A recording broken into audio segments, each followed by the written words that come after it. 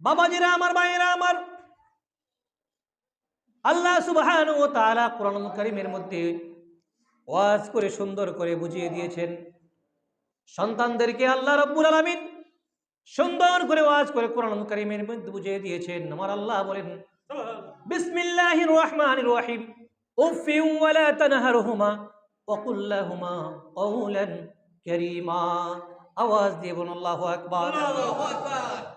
আমার আল্লাহ বলেন, উফিন ওয়া লা তানহারহুমা ওয়া কুল লাহুমা কওলান কারীমা ওয়াগফিদ লাহুমা জানাহাদ যুল্লি মিনার রাহমাতি ওয়া কুর রাব্বিরহামহুমা কামা রব্বায়ানি সগীরা। আওয়াজ দিয়ে বলুন আল্লাহু আকবার। আল্লাহু আকবার। আমরা সকলেই এটা কমন আয়াত, সকলেই এটা আয়াতটা জানি কিনা? রব্বিরহামহুমা কামা রব্বায়ানি সগীরা।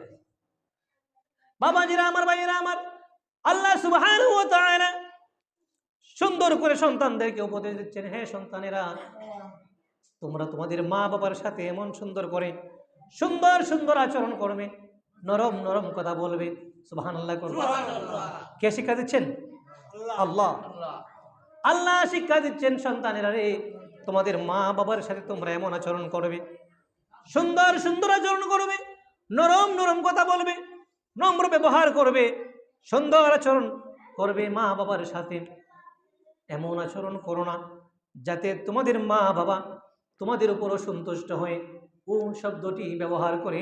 আওয়াজ দিয়ে বলুন আল্লাহু আকবার। শিক্ষাটা কার? আল্লাহ এটুকু বলেন, এইটুকু বলে ক্ষান্ত হন নাই, শেষ করে দেন নাই। বাবাজিরা আমার, ভাইয়েরা আমার, আমার আল্লাহ বলেন, ওয়া কুর রাব্বিরহামহুমা কামা রব্বায়ানি সগীরা। জুড়ে জুড়ে বলুন সুবহানাল্লাহ। মা বাবা যেইভাবে আমরা কি আমাদেরকে লালন পালন করে, ছোট্টকালে মা বাবা কত কষ্ট করে লালন পালন করে, 10 মাস 10 দিন গর্ভে ধারণ করে, ঠিক কিনা? ঠিক। মা বাবার কলিজায় লাথি মেরে দুনিয়াতে আমরা আসি, ঠিক কিনা বলেন? ঠিক। আমার আল্লাহ রাব্বুল আলামিন মা বাবা দুনিয়া থেকে বিদায় হয়ে যাওয়ার পরে যখন কবরের বাসিন্দা হয়ে যাবে, এরপরে কবরের পাশে গিয়ে কিভাবে দোয়া করতে হবে, আমার আল্লাহ রাব্বুল আলামিন এটাও পর্যন্ত শিক্ষা দিয়েছেন। আওয়াজ দিয়ে বলুন আল্লাহু আকবার। মা বাবা কি জিনিস বাবাজিরা আমার, ভাইরা আমার। অথচ আজকে আমাদের ছেলে মেয়েরা কি করে? আপনি লক্ষ লক্ষ টাকা খরচ করে আলেম বানিয়েছেন। আলেমুল আমাদের ক্ষেত্রে এটা কম হয়। আলেমুল আমরা মা বাবার অবাধ্য হয় না। বাবার আমার, ভাইয়েরা আমার, হয় না যে এরকম না, কম। 95% আলেম ভালো হয়, 5% মানুষ আলেমদের মধ্যে হয়তো বা এরকম হতে পারে, মা বাবাকে কষ্ট দেয়, ঠিক কিনা বলেন? ঠিক। আর জেনারেল লাইনে এটা আপনারা বিচার করতে পারেন, দেখবেন মা বাবাকে অসংখ্য অগণিত জেনারেলের পোলাপান কি করে না, ভালো করে মা বাবার হক আদায় করে না, ঠিক কিনা বলেন? কেন করে না? আসলে কোরআন সুন্নাহর ইলম নূর তার মধ্যে না থাকার কারণে আল্লাহ যে কিভাবে মা বাবাকে আচরণ করার কথা, মা বাবার সাথে কি ব্যবহার করার কথা, কিভাবে আল্লাহর নবী কি বলেছেন, এগুলো যদি হাদিস অনুযায়ী জানতো, বুঝতো, তাহলে মা বাবার সাথে খারাপ আচরণ করতো না। বাবাজিরা আমার, ভাইয়েরা আমার, মা বাবার সাথে আজকালের ছেলে মেয়েরা মাকে বলে বুড়ি আর বাবাকে বলে বুড়া, ঠিক কিনা? শ্বশুরকে বলে আব্বা জান আর শাশুড়িকে বলে আম্মা জান। বাবাজিরা আমার, ভাইয়েরা আমার, শ্বশুর শাশুড়িকে আমি অবজ্ঞা করি না। মা বাবার হক, শ্বশুর শাশুড়ির হক সব আদায় করবেন, একটা করবেন আর একটা করবেন না, এটা ইসলাম শিক্ষা দেয় না। আওয়াজ দিয়ে বলুন ঠিক কিনা? বাবাজিরা আমার, ভাইয়েরা আমার, মা বাবা এত কষ্ট করে লালন পালন করে আজকে অন্ধকার কবরের বাসিন্দা হয়ে গিয়েছে। এরকম আছে না? অনেকেরই মা বাবা দুনিয়ায় নাই, কবরের বাসিন্দা। বাবাজিরা আমার, ভাইয়েরা আমার, আমার আল্লাহ রাব্বুল আলামিন এটাও শিক্ষা দিয়ে দিয়েছেন, কবরের পাশে কিভাবে দাঁড়িয়ে মার জন্য বাবার জন্য দোয়া করবে। আল্লাহ বলেন, ওকুর রব্বিরহামহুমা কামা রব্বায়ানি সগীরা। আওয়াজ দিয়ে বলুন আল্লাহু আকবার। মা বাবার কবরের পাশে গিয়ে দাঁড়িয়ে যাও, দাঁড়িয়ে আমার আল্লাহ শিক্ষা দিচ্ছেন, হে সন্তানেরা, তোমরা মা বাবার জন্য আমি আল্লাহর কাছে দোয়া করো। আল্লাহ গো, ও মাবুদ মাওলা, ইয়া রাব্বাল কাবা, ও রব্বুল আলামিন, মা বাবা যেমনি ভাবে আমাদেরকে লালন পালন করেছে, শিশুকালে লালন পালন করে বড় করেছে, আজকে অন্ধকার কবরে হয়ে গিয়েছে। সুবহানাল্লাহ বলুন। আল্লাহ আল্লাহ শিক্ষা দিচ্ছেন, মা বাবার কবরের পাশে দাঁড়িয়ে আমি আল্লাহর কাছে তোমরা চাও, আল্লাহ গো, মা বাবা যেমনি আমাদেরকে লালন পালন করে, কষ্ট করে লালন পালন করেছে, শান্তি দিয়েছে দুনিয়াতে, আল্লাহ আজকে মা বাবা অন্ধকার কবরে আছে গো মাওলা, তোমার দরবারে চলে গিয়েছে, দুনিয়ার মায়া ত্যাগ করে অন্ধকার কবরে আছে। আল্লাহ গো, আমাদেরকে যেইভাবে লালন পালন করেছে, শান্তি দিয়েছে, কবরের মধ্যে আল্লাহ আমার মা বাবাকে এইভাবে শান্তি দাও। আওয়াজ দিও আল্লাহু আকবার। একটু জোরে বলুন আল্লাহু আকবার। গর্ভধারিণী মা, জনম দুঃখিনী মা,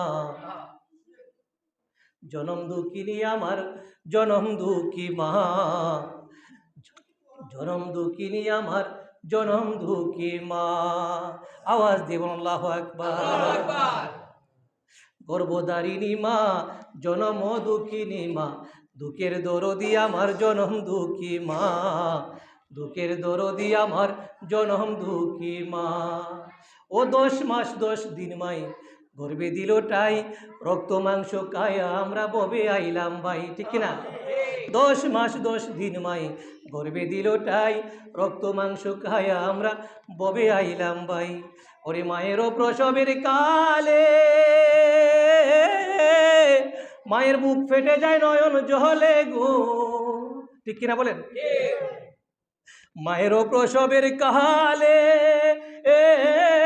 বুক ফেটে যায় নয়ন জলে গো, ও গো সন্তানের বুকে লয়া বুলে প্রসব বেদনা, দুঃখের দরদি আমার জনম দুঃখী মা, দুঃখের দরদি আমার জনম দুঃখী মা।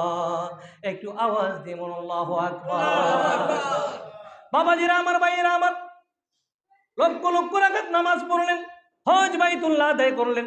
আমার বাবার ভাইয়েরা, আল্লাহর নবী বলেন, হাদিস শরীফের মধ্যে আসছে, লক্ষ লক্ষ টাকা খরচ করে হজ করতে গেলেন, মক্কা মদিনা জিয়ারত করলে আসলেন, মা বাবার খেদমত করলেন না।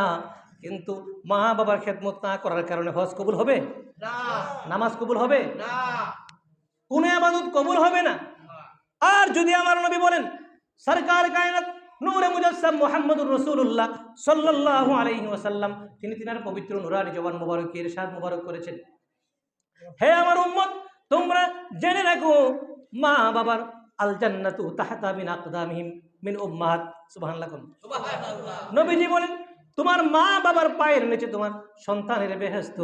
আমার বাবারা ভাইয়েরা, আল্লাহর নবী বলেন, লক্ষ লক্ষ টাকা খরচ করে আসলেন, হজ কবুল হয় কিনা এটার কোনো গ্যারান্টি নেই। গ্যারান্টি আছে? হাদিস শরীফ প্রমাণ করে আমার বাবারা ভাইয়েরা, নবীজি বলেছেন, কোন সন্তান যদি তার মায়ের চেহারার দিকে ভালোবাসার নজরে, মহব্বতের নজরে যদি মার চেহারার দিকে একবার তাকায়, আমার আল্লাহ রব্বুল আলামিন একটা কবুল হজের সওয়াব লিখে দেন। আওয়াজ দিয়ে বলুন আল্লাহু আকবার। বাবাজিরা আমার, ভাইয়েরা আমার, লক্ষ লক্ষ টাকা খরচ করে হজ কবুল হলো না, হলো কি হলো না এটা জানা নাই, কিন্তু মায়ের চেহারার দিকে তাকালে আমার নবীজি বলেছেন একটা কবুল হজের সওয়াব পাওয়া যাবে। এই জন্য মার খেদমত দরকার আছে কি নাই? বাবাজিরা আমার, ভাইয়েরা আমার, এই জন্য মার খেদমত করতে হবে, বাবার খেদমত করতে হবে। অনেক সন্তান মা বাবার খেদমত করে না, মা বাবাকে কি করে ভাঙ্গা করে রেখে দেয়, নিজে বিল্ডিং এর মধ্যে থাকে। তাকে কি আছে কিনা এরকম? মা বাবার খাবারের প্লেটটা পর্যন্ত কি ভাঙ্গা, মাটির বাসনে মা বাবাকে খাদ্য দেয়, প্লাস্টিকের প্লেটের মধ্যে মা বাবাকে খাদ্য দেয়, আর নিজে আপনার শ্বশুর শাশুড়িকে নিয়ে, আপনার আত্মীয় স্বজনকে নিয়ে, শ্বশুর বাড়ির আত্মীয়দেরকে নিয়ে সুন্দর প্লেটের মধ্যে খুরমা ফোলাও খায়, ঠিক কিনা বলেন? বাবারা আমার, ভাইয়েরা আমার, অনেক অসংখ্য অগণিত প্রমাণ রয়েছে আমাদের এলাকাতে, অনেক প্রমাণ আছে, আপনাদের এখানে নাও থাকতে পারে। বাবারা আমার, ভাইয়েরা আমার, শ্বশুর শাশুড়িকে নিয়ে, আত্মীয় স্বজনকে নিয়ে সুন্দর প্লেটের মধ্যে, সুন্দর ঘরের মধ্যে, বিল্ডিং এর মধ্যে খানা খায়, বাঙ্গা ঘরের মধ্যে মা বাবা বসবাস করে। আওয়াজ দিয়ে বলুন নাউজুবিল্লাহ। এটা কি হওয়া দরকার? আমাদের কি এটা হওয়া দরকার? এটা হওয়া দরকার আমাদের। এটা ইসলাম শিক্ষা দেয়নি, আল্লাহ নবী এটা শিক্ষা দেয়নি। বাঙ্গা ঘর থেকে বসে বসে জানালা পার্শ্বে দিয়ে মা চেয়ে থাকে, বাবা চেয়ে থাকে, শ্বশুর শাশুড়িকে নিয়ে, আত্মীয় স্বজনকে নিয়ে কোরমা ফোলাও খায়, ভালো ভালো খাবার খায়, সুন্দর সুন্দর খাবার খায়। মা ভাঙ্গা ঘর থেকে জানালা দিয়ে চেয়ে থাকে, হায় রে আমার সন্তান একটা প্লেট ভাত আমার জন্য পাঠায়, আওয়াজ দিয়ে বলুন আল্লাহু আকবার। বাবা বলে, ওই মা ভাঙ্গা ঘর থেকে জানালা থেকে চেয়ে চেয়ে কাঁদে আর আশা করে সন্তান তার জন্য খাদ্য পাঠায়, ভালো খাবার পাঠায়।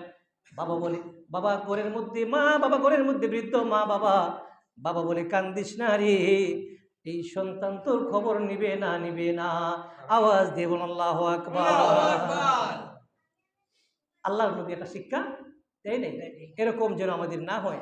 আল্লাহ যেন আমাদেরকে যেন ইসলামী শিক্ষায় সুশিক্ষিত করে, ইসলামী জ্ঞানে পরিপূর্ণ করে। আল্লাহ যেন আমাদেরকে মা বাবা কি জিনিস, মা বাবার হক আমরা যেন আদায় করতে পারি।